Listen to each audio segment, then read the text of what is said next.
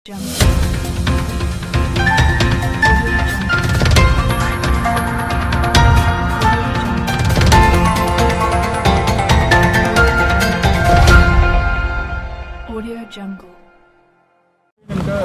झालं सर? वाल्मिक कराडने त्याचा संतोष देशमुख यांच्या खुनामध्ये सहभाग नाही, मौका लागत नाही अशा रीतीचा त्यांचा जो युक्तिवाद होता त्याला आज आम्ही जोरदार विरोध केला आणि न्यायालयात आम्ही स्पष्ट करून सांगितलं की त्याच्याविरुद्ध काय काय पुरावे आहेत, त्या पुराव्याची जंत्री आज न्यायालयासमोर आम्ही सादर केली।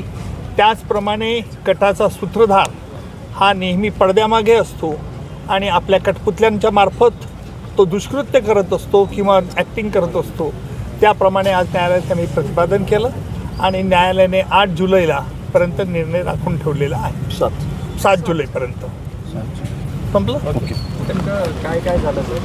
वाल्मिक कराडने त्याचा संतोष देशमुख यांच्या खुनामध्ये सहभाग नाही, मौका लागत नाही अशा रीतीचा त्यांचा जो युक्तिवाद होता त्याला आज आम्ही जोरदार विरोध केला आणि न्यायालयात आम्ही स्पष्ट करून सांगितलं की त्याच्याविरुद्ध काय काय पुरावे आहेत, त्या पुराव्याची जंत्री आज न्यायालयासमोर आम्ही सादर केली। त्याचप्रमाणे कटाचा सूत्रधार हा नेहमी पडद्यामागे असतो आणि आपल्या कठपुतल्यांच्या मार्फत तो दुष्कृत्य करत असतो किंवा ॲक्टिंग करत असतो।